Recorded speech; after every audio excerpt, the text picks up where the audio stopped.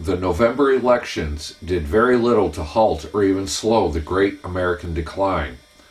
Socialists, the political left, still control the executive and judicial branches of government, as well as the U.S.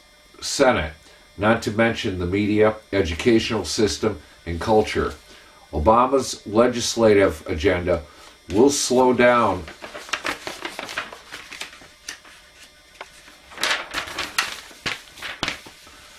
in 2011 and 12, but very little, if any, of the damage done in 2009 and 2010, including Obamacare, will be repealed.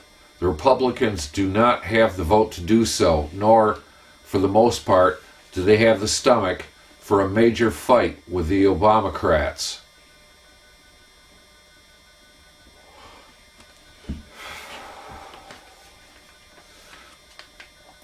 So Obama will continue to advance his leftist socialist agenda via executive order and regulatory demagoguery, as we are currently seeing in the rapidly expanding people control of Homeland Security and its TSA, and also via the left-leaning judiciary, which is being packed by Obama with leftist ideological judges, such as Sonia Sotomayor and Elena Kagan, and other federal judges. But one concludes that the Republicans, who did indeed make massive gains in the November elections, will reverse America's financial economic decline. It should be remembered that a great deal of the present financial economic crisis was birthed under the Bush administration and Republican leadership, i.e., 2000-2008. The Republican hierarchy is just as much in bed with Wall Street and the Fed, think Hank Paulson, Goldman Sachs, and the Bush bailout economic stimulus initiatives, as the Democrats. And before one optimistically concludes that the Republicans will lead us out of our present financial economic wilderness, it should be recalled that our past situation has been over the past 40 years in the making under both political parties.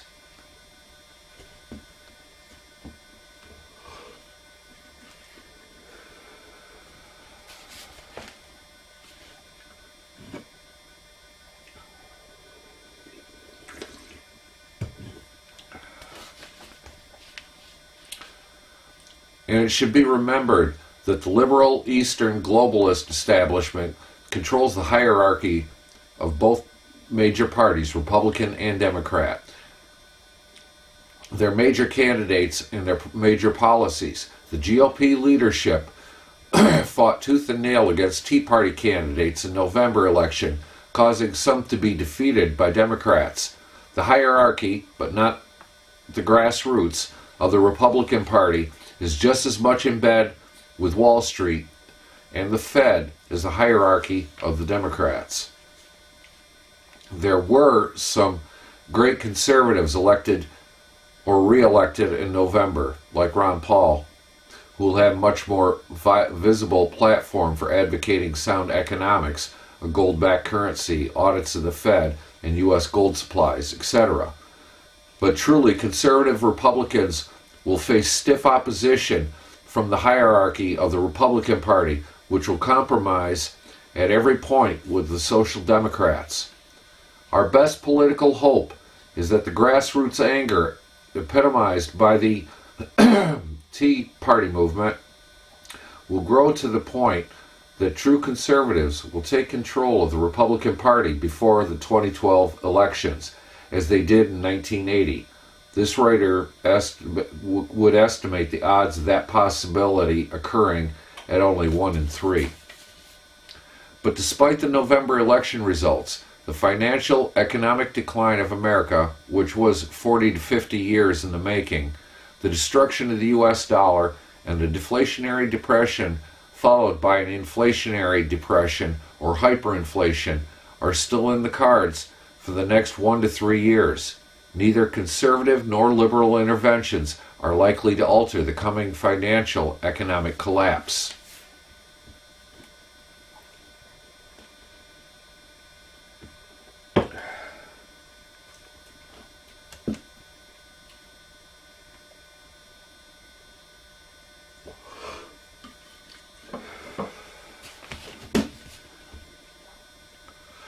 Parallels and differences between the 1930s depression and today. In 1930, the stock market rallied sharply and recovered about 80% of its 1929-1930 losses, even as Wall Street, the Fed, government, and media declared that we were in a robust recovery. Sound familiar? The same thing is happening today, i.e., stock market rally, bullish pronouncements of economic recovery from Wall Street, Washington, the Fed, and individuals. Although the economic financial fundamentals are dozens of times worse today than in 1931. Richard Russell recently wrote on the stark differences between the American people in the 1930s and today. The Depression-era people were, on the whole, much more resourceful. They had better values and required less. They owned little in the way of debt. They had more pride. They weren't on the government dole. They provided their own medical care, delivered their own babies, and waked their own dead.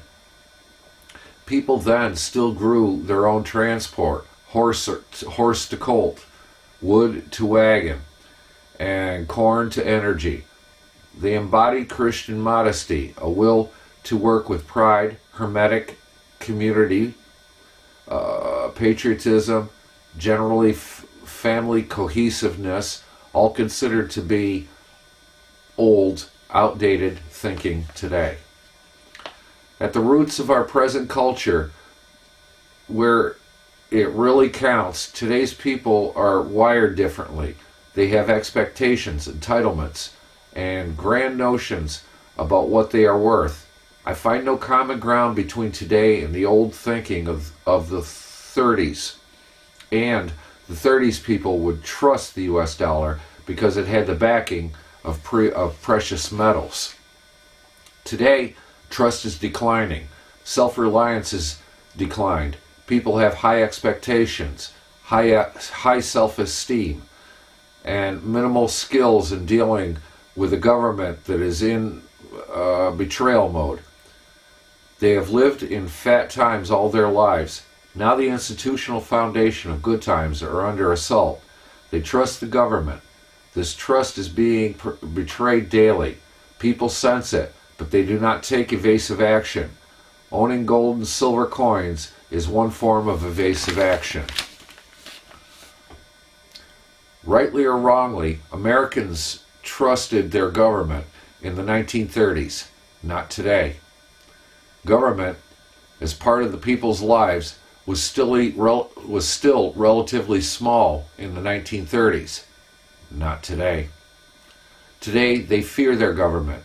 In the 1930s, though Americans' debt was far less than today, millions of Americans did go bankrupt.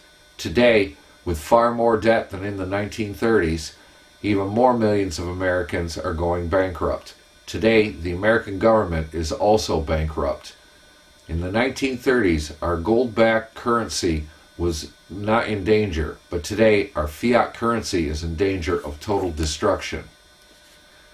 And in the 1930s, Americans still tough and independent, and they relied on themselves and their neighbors for survival, not primarily on government. Today, Americans are soft, government dependent, not self-reliant, will not work together as in the 1930s, and are likely to give up much or all of their freedom for government promises of security. If you doubt that, watch the sheeple as they move through the TSA security screenings at the U.S. airports today. And a growing number of Americans today are angry at the powers that be, at those who make more than they do, at Wall Street and the big banks, at politicians and at the government. Exploding crime, murder, suicides, and social unrest are likely to eventuate as the economic financial decline accelerates. Conclusion. Regardless of the bullish propaganda from Washington, Wall Street, the Fed, and the media, or increased retail sales at Christmas, or the Republicans taking over the U.S. House of Representatives, America's long-term economic financial decline, exacerbated by decades of socialism and global elitist manipulation, continues to accelerate as tens of millions of Americans are being progressively impoverished in the Second Great Depression. For many years, this magazine has warned of such time as this and urged debt reduction and liquidate. Most Americans who have been so dumbed down over the years that they can no longer think, connect the dots, exercise discernment, or even act meaningfully to protect themselves are ill-prepared for hard times and are about to experience a great pain.